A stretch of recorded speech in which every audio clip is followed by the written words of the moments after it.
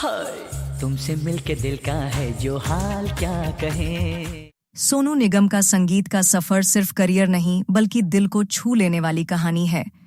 उन्होंने 4 साल की उम्र में ही गाना शुरू कर दिया था और अपने पिता के साथ पहली बार मंच पर मोहम्मद रफ़ी का गाना क्या हुआ तेरा वादा गाया था। यही वो पल था जब संगीत ने उनके दिल और आत्मा दोनों को अपने में समा लिया। इसके बाद वो अपने पिता के साथ शादियों और पार्टियों में गाने लगे और धीरे धीरे संगीत की दुनिया में कदम रख दिया। बड़े होने पर उन्होंने संगीत प्रतियोगिताओं में भी हिस्सा लेना शुरू कर दिया।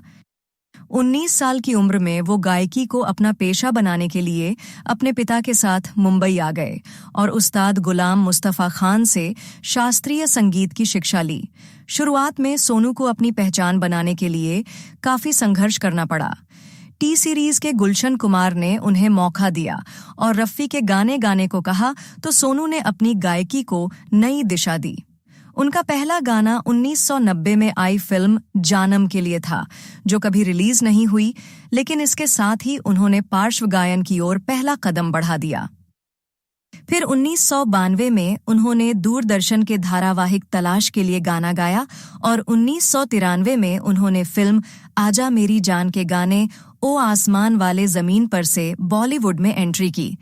ऐसा भी कहा जाता है कि 1994 में फिल्म 1942 ए लव स्टोरी के गाने एक लड़की को देखा के लिए पहले सोनू निगम को चुना गया था, लेकिन बाद में इस गाने को कुमार सानू ने गाया। लेकिन सोनू की असली पहचान 1 जनवरी 1993 को रिलीज हुए गाने अच्छा सिला दिया तूने मेरे प्यार का से बनी। इसी साल उन्होंने सारेगामा जैसे मशहूर टीवी शो को भी होस्ट करना शुरू किया, जो बहुत जल्द ही लोकप्रिय हो गया।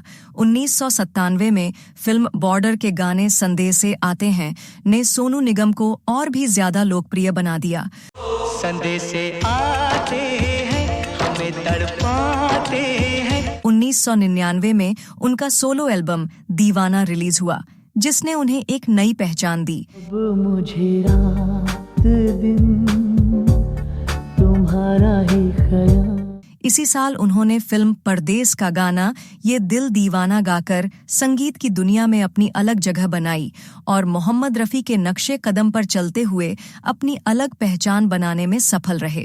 ये दिल दीवाना दीवाना। 2000 से 2010 तक का समय सोनू निगम के जीवन का सुनहरा दशक था, क्योंकि इस दौरान उन्होंने कई हिट गाने दिए जिनके लिए उन्हें कई पुरस्कार मिले।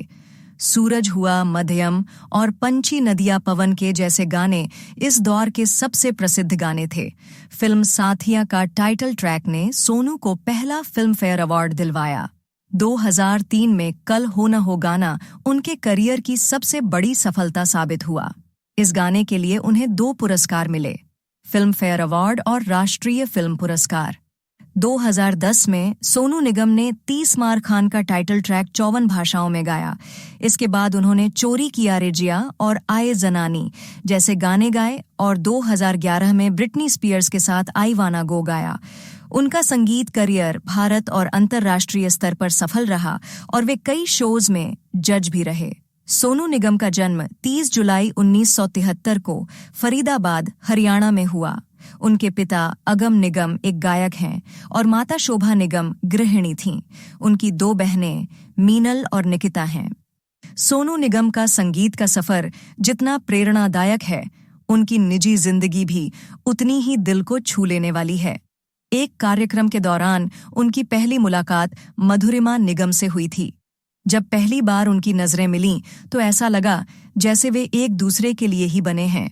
धीरे धीरे उनका प्यार बढ़ता गया और 7 साल तक एक दूसरे को जानने समझने के बाद दोनों ने शादी करने का फैसला किया। हालांकि उनके परिवार इस शादी के लिए तैयार नहीं थे, क्योंकि सोनू निगम ब्राह्मण परिवार से थे जबकि मधुरिमा बंगाली परिवार से थीं। लेकिन उनके प्यार के आगे सभी झुक गए और 14 फरवरी 2002 को वैलेंटाइन डे के दिन दोनों एक दूसरे के साथ जिंदगी भर के रिश्ते में बंध गए।